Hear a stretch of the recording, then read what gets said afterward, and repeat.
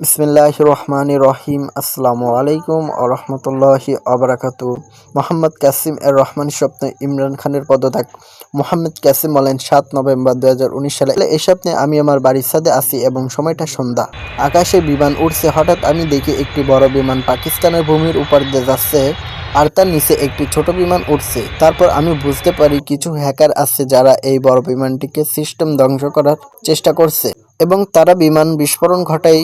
বিমানে প্রচণ্ড শব্দ বিস্ফোরণ হয় এবং নিচের ছোট বিমানটি নিজেকে বাঁচানোর চেষ্টা করে। আমি বলি, এত ছোট বিমান কিভাবে বাঁচবে? কিন্তু সেটি নিজেকে রক্ষা করে। বড় বিমানটি মাটিতে বিধ্বস্ত হওয়ার সাথে সাথে লোকজন চিৎকার করতে থাকে। এটি পাকিস্তানের ভূমিতে বিধ্বস্ত হয়েছে, তাই এর দায়ভার ইমরান খান সরকারের। কারণ ইমরান খানের উপস্থিতিতে। এরপর আমি দেখি ইমরান খান টিভিতে এসে এই কথা স্বীকার করেন এবং বলেন, যেহেতু এই বিস্ফোরণ ঘটেছে আমার উপস্থিতিতে, তাই আমি পদত্যাগ করছি। এরপর ইমরান খানের সমর্থকরা হতাশায় পড়ে এবং দেশে বিশৃঙ্খলা পরিস্থিতি সৃষ্টি হয়।